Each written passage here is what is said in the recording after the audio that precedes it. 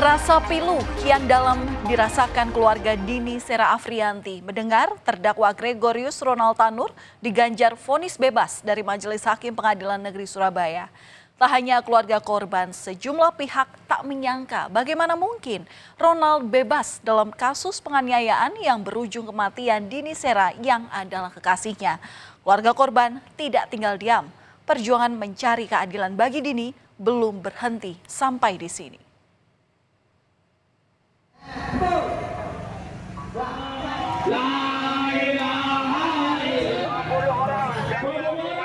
Gelombang protes terus mengalir di Pengadilan Negeri Surabaya pasca vonis bebas diketok hakim pada Rabu pekan lalu.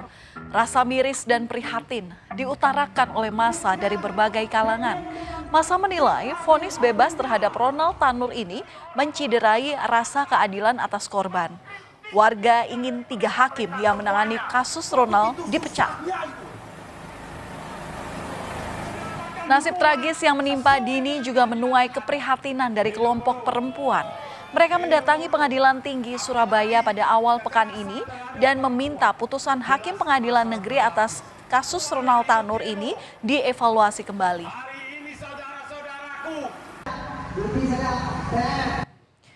Sejumlah demonstran bahkan menaburkan bunga di depan Pengadilan Negeri Surabaya sebagai bentuk kecaman atas matinya keadilan terkait vonis hakim yang membebaskan Ronald Tanur. Aksi solidaritas dilakukan oleh massa gabungan pada hari Senin kemarin, di mana di sini warga berharap agar keadilan bisa ditegakkan. Hakim sudah memutuskan bebas ya sama si pelaku. Nah itu menurut sampean bagaimana, Mbak? Sangat gak adil kalau kayak gitu, Pak. Soalnya keadilan di Indonesia benar-benar negara hukum. Jadi kalau ada yang dibebaskan, benar-benar keadilan di Indonesia gak ada. Ada evaluasi dari pihak pengadilan, dari pihak atas-atasannya juga harus ada keadilan, ada evaluasi.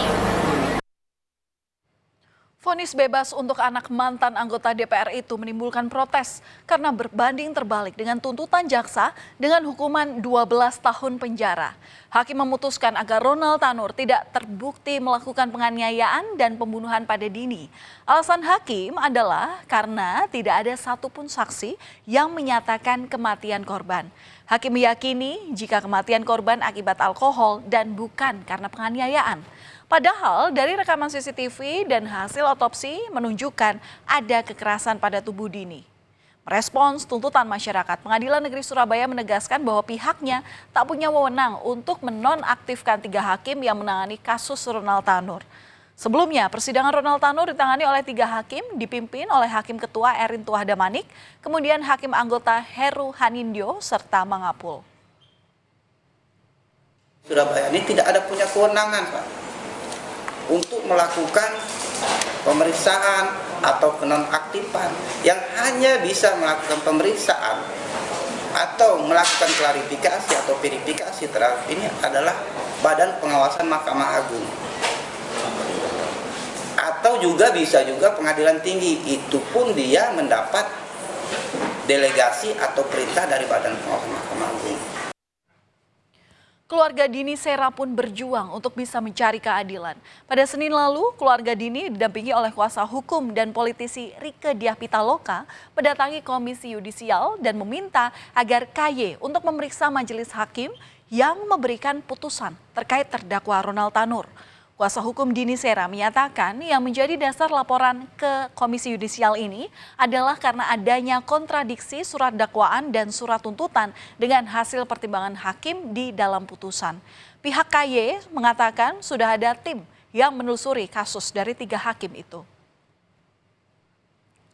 Di hari yang sama, keluarga Dini Sera juga mengadukan kejanggalan vonis hakim kepada Komisi 3 DPR RI. Di sini keluarga Dini melalui kuasa hukum menunjukkan bukti-bukti seperti bekas luka dan hasil otopsi yang dinilai diabaikan oleh hakim. Sambil menahan tangis, adik Dini Sera berharap agar keluarganya mendapat keadilan dan terdakwa Ronald Tanur pun mendapatkan hukuman yang setimpal. Sementara itu, Wakil Ketua Umum Komisi 3 DPR Ahmad Sahroni menilai vonis bebas itu menjadi presiden buruk. Ya, mohon kepada Bapak pimpinan dari Komisi 3 untuk membantu terus kasus ini hingga selesai agar keluarga saya mendapatkan keadilan dan tersangka mendapatkan hukuman yang setimpal dan hakim segera ditindak juga dengan seadil-adilnya. Kan aneh kalau hakim menyatakan cuman gara-gara penyebab sah yang bersangkutan meninggal gara-gara alkohol. Ini presiden buruk, Bu Reke. Presiden buruk yang terjadi di Republik ini di Pengadilan Negeri Surabaya. Diduga ada hengki-pengki terkait apa yang diputuskan oleh hakim. Diduga ada hengki-pengki. Aneh kalau perlakuan yang dilakukan oleh terdakwa, terus hakim dengan mudahnya bilang, oh ini mati gara-gara alkohol. Tak hanya perkara vonis kontroversi, sebelumnya kasus Ronald Tanur ini juga telah menyita perhatian publik. Lantaran Ronald diketahui merupakan anak anggota DPR Komisi 4 dari fraksi PKB yakni Edward Tanur. Namun gara-gara kasus yang menyeret anaknya ini, Edward Tanur dinonaktifkan dari anggota DPR. Siapa sangka, saudara, hubungan Ronald dan Dini ini berakhir secara tragis. Kami putarkan lagi visual sosok korban yakni Dini Sera, kekasih dari Ronald Tanur. Ini adalah video yang diambil saat Ronald dan Dini masih menjadi sepasang kekasih. Seakan tak pernah terjadi masalah, mereka berdua kerap menghabiskan waktu bersama. Tapi senyum dan tawa keduanya menutupi fakta apa yang kini terjadi. Buntut kematian tak wajar sang kekasih, Ronald didakwa dengan pasal berlapis yakni pasal 338 KUHP tentang pembunuhan, pasal 351 KUHP tentang penganiayaan, dan pasal 359 KUHP. Peristiwa kelam yang dialami oleh Dini bermula pada 3 Oktober 2023. Saat itu Dini dan Ronald makan bersama di kawasan Lakar Santri, Surabaya. Pada pukul 9 malam, keduanya datang ke tempat karaoke dan bergabung dengan rekannya. Di mana pada pukul 12.00 dini hari waktu Indonesia Barat, keduanya terlibat cekcok di ruang karaoke. Ada saksi mata yang melihat Ronald ini menendang dan memukul Dini.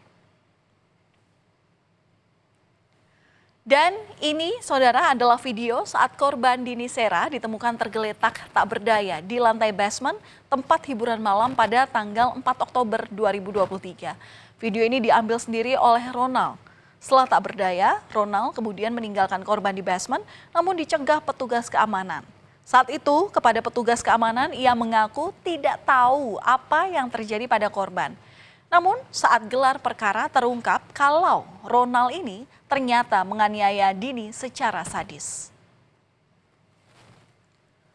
Sebuah rekaman juga menunjukkan saat Ronald membawa korban dengan kursi roda ke apartemen.